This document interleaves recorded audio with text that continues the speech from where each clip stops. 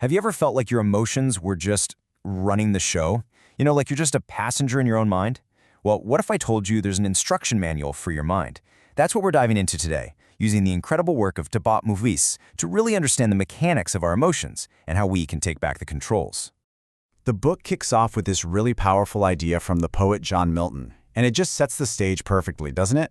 It's telling us that our internal world isn't really dictated by what happens outside of us, but by the mind itself.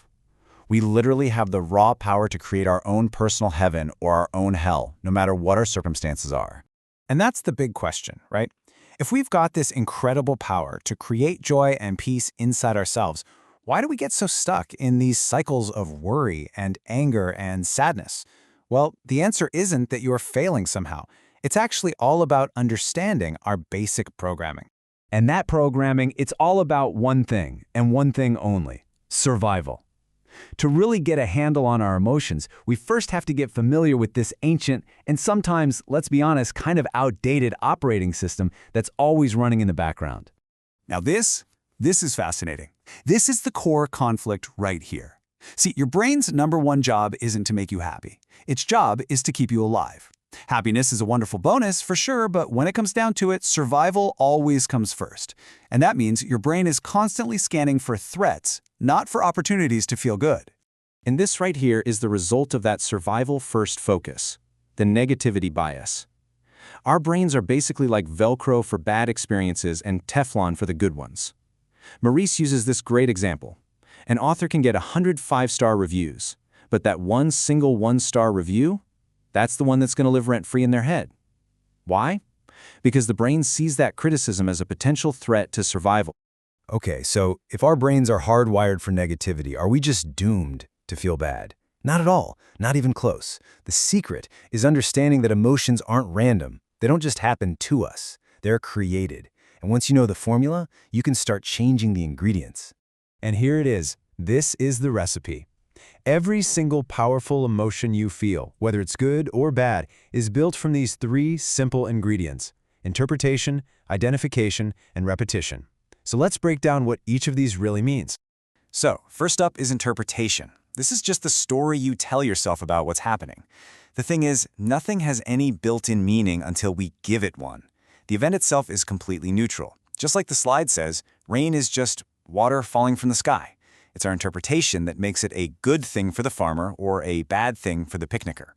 Next up is identification. Now this is a huge one. This is where we take a passing feeling and we make it part of who we are. Listen to the difference in the language here. It's so important.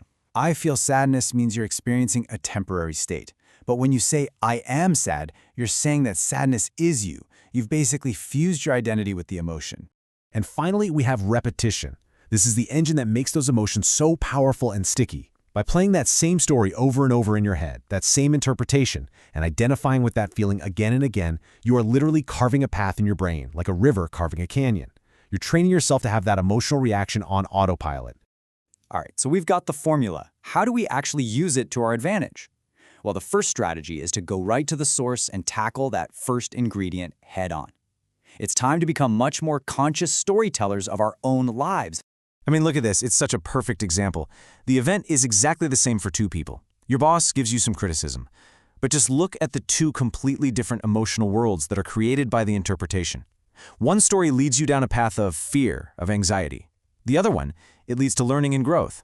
And the amazing part is, the power to choose which story you tell is entirely yours.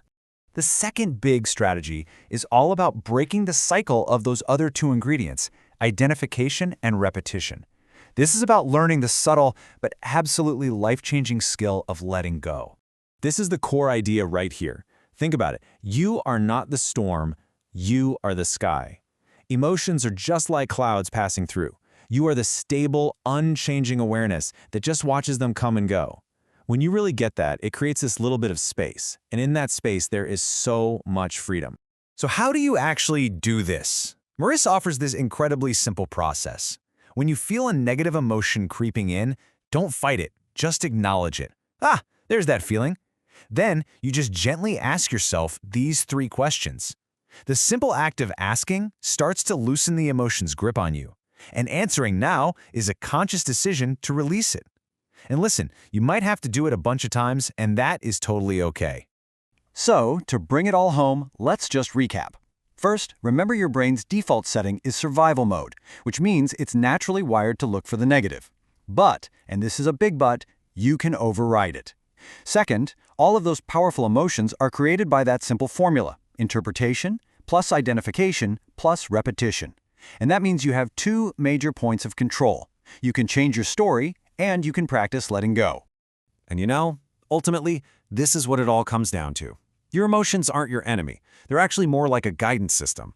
They're messengers, telling you something important about how you're interpreting the world.